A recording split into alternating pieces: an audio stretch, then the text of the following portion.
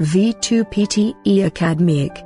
We are providing online PTE coaching and monthly practice test.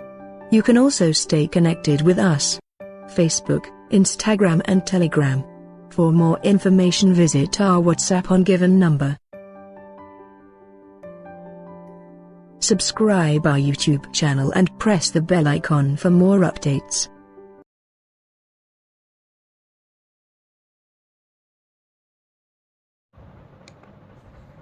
Dave Hackenberg, a beekeeper since 1962, can usually tell what killed his bees just by looking at them.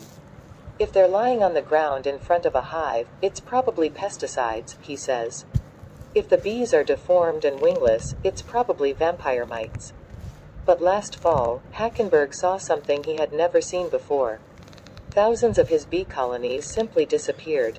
He was in Florida at the time, pulling the lids off some of his commercial hives. To his horror, they were all empty.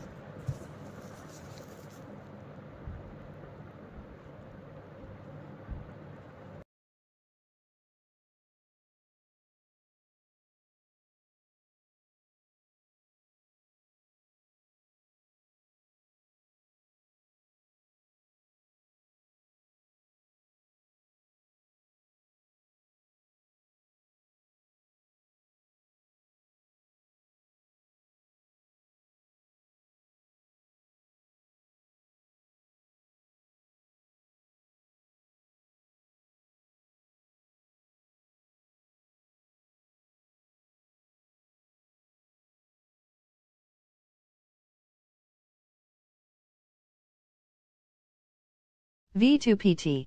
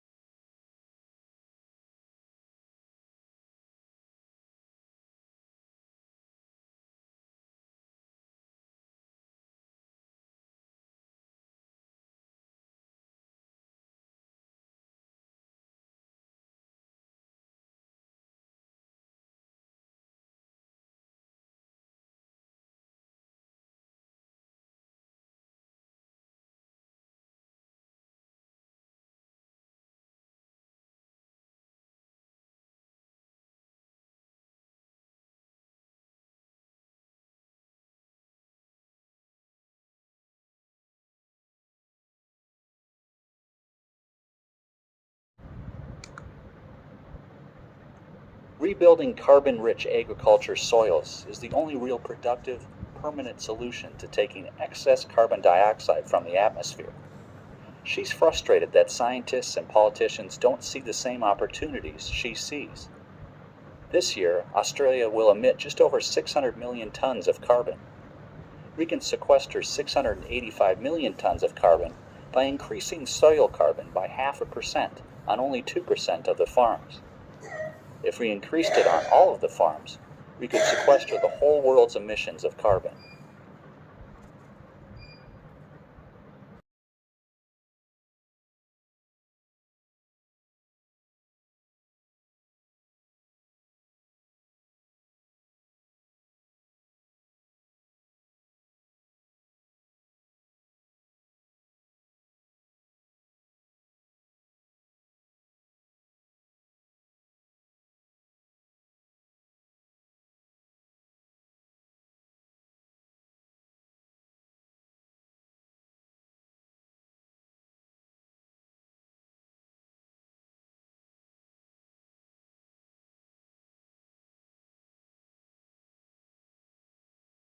V2PT.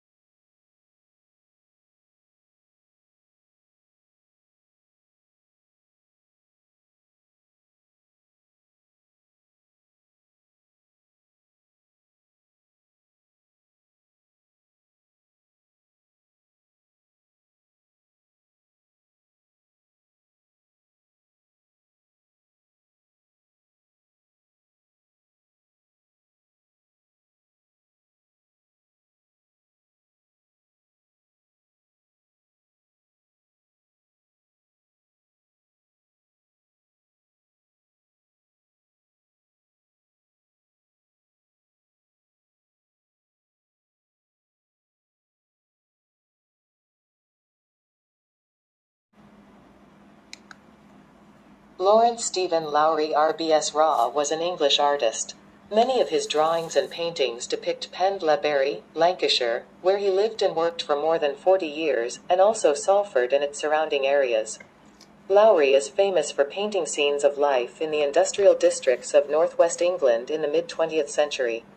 He developed a distinctive style of painting and is best known for his city landscapes peopled with human figures often referred to as Matchstick Man.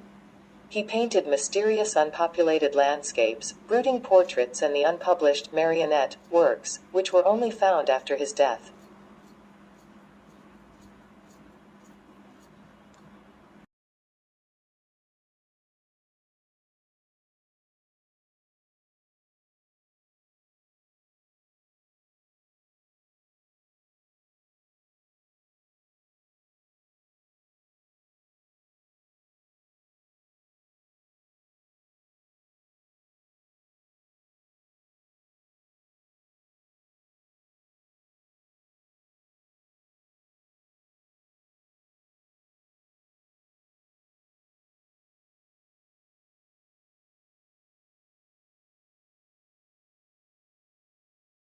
V2PT.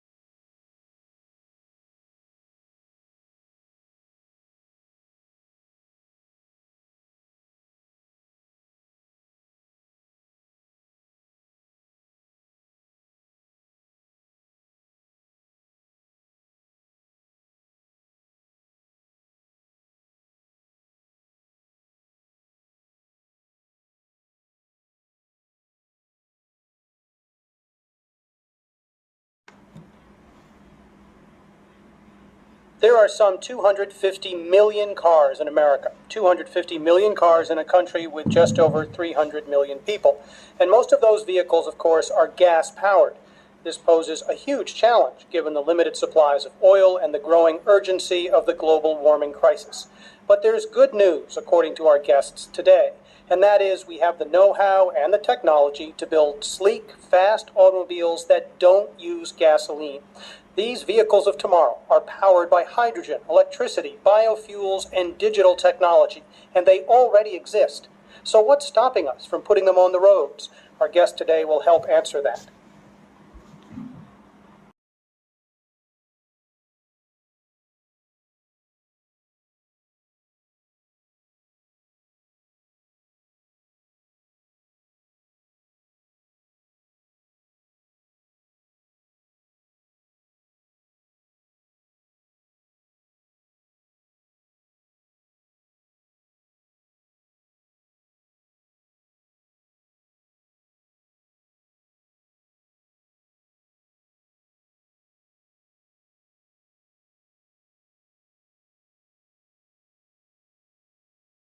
V2PT.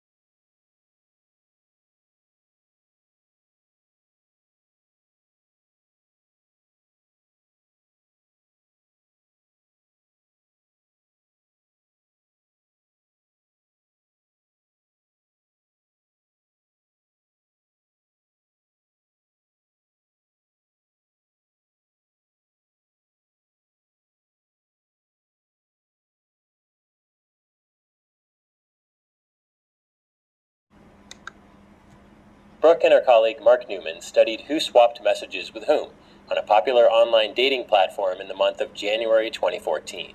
They categorized users by desirability using PageRank, one of the algorithms behind search technology. Essentially, if you receive a dozen messages from desirable users, you must be more desirable than someone who receives the same number of messages from average users. And then they asked, how far out of their league do online daters tend to go when pursuing a partner? I think people are optimistic realists.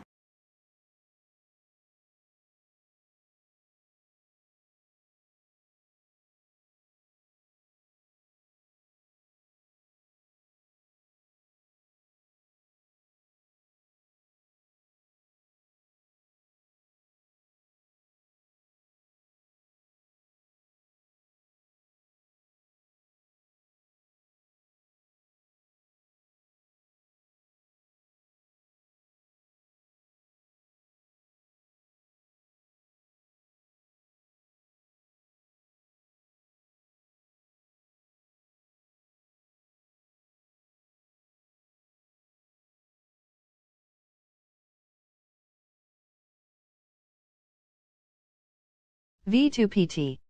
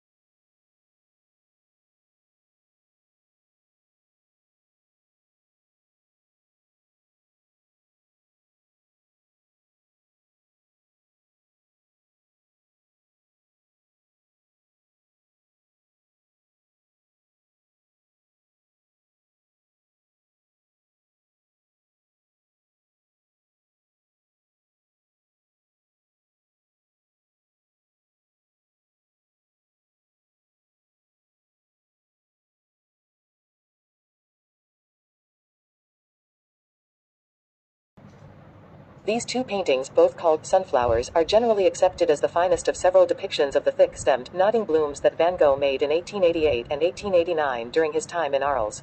The first is now in the collection of the National Gallery in London, and the second is in the Van Gogh Museum in Amsterdam. Van Gogh referred to this work as a repetition of the London painting.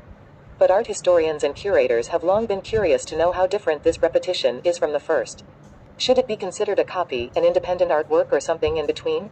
An extensive research project conducted over the past 3 years by conservation experts at both the National Gallery and the Van Gogh Museum has concluded that the second painting was not intended as an exact copy of the original example, said Ella Hendricks, a professor of conservation and restoration at the University of Amsterdam, who was the lead researcher on the project.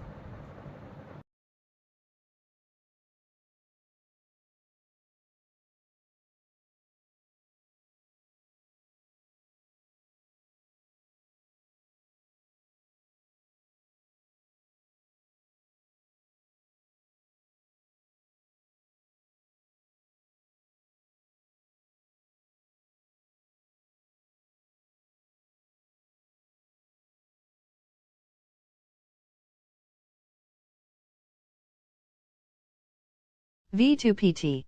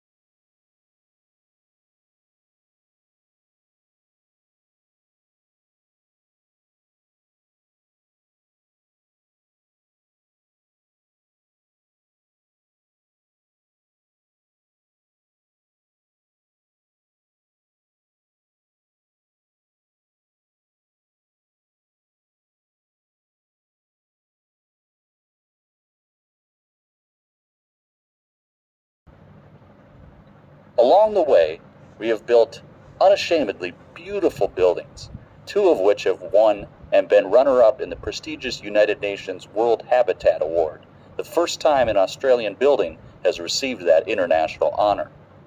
We rely on older concepts of Australian architecture that are heavily influenced by the bush. All residents have private verandas which allow them to socialize outdoors and also create some defensible space between their bedrooms and public areas. We use a lot of natural or soft materials and build beautiful landscape gardens.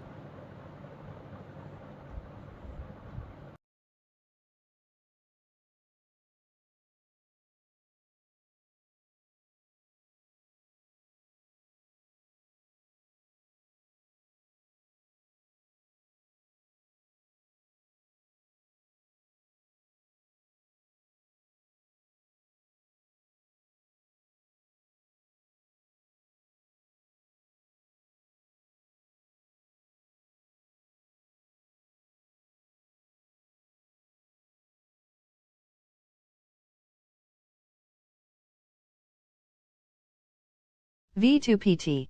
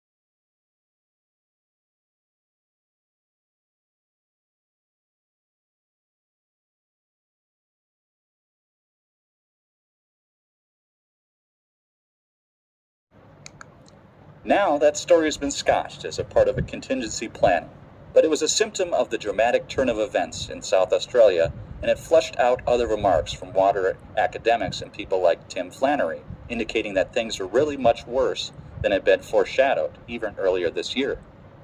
So is Adelaide, let alone some whole regions of South Australia, in serious bother? Considering that the vast amount of its drinking water comes from the beleaguered Murray, something many of us outside the state may not have quite realized. Is there a predicament, something we have to face up to as a nation?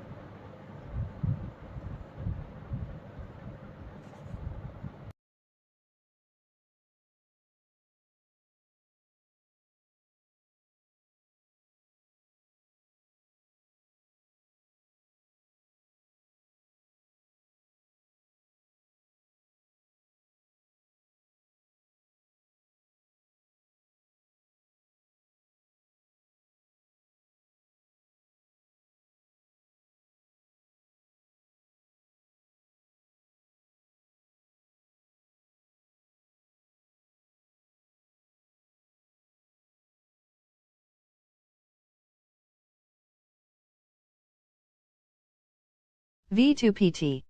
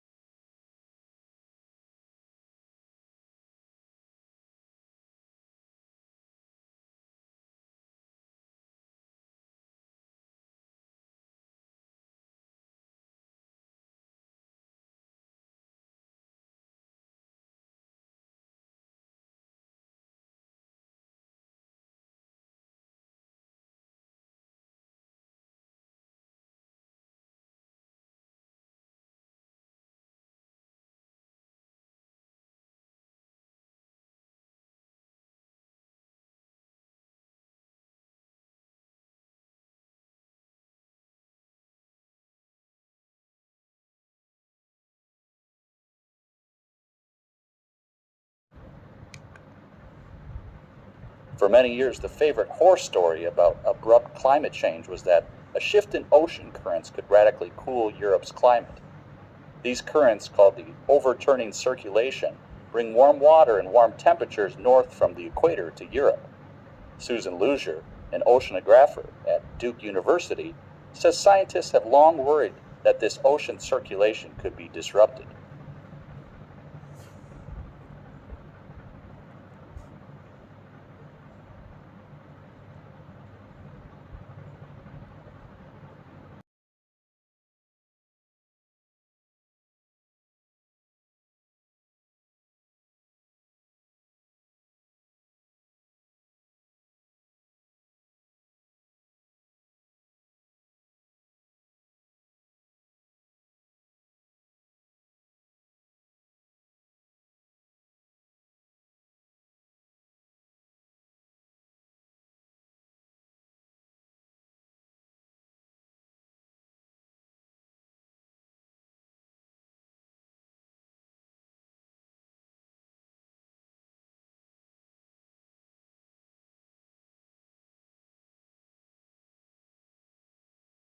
V2PT.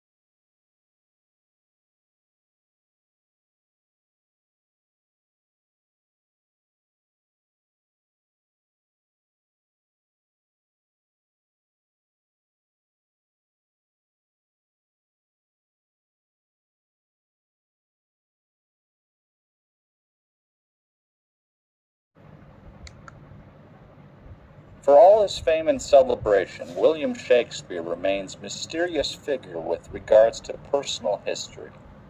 There are just two primary sources for information on the bard: his works and various legal and church documents that have survived from Elizabethan times.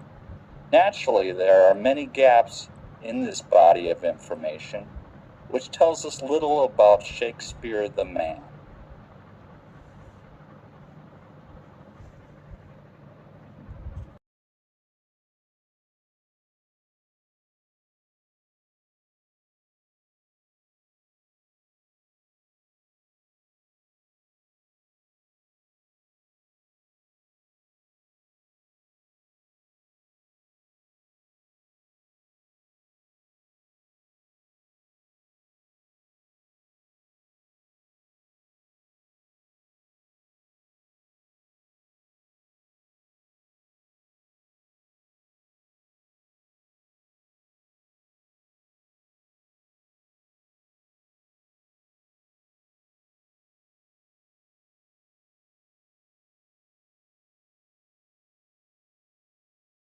V2PT.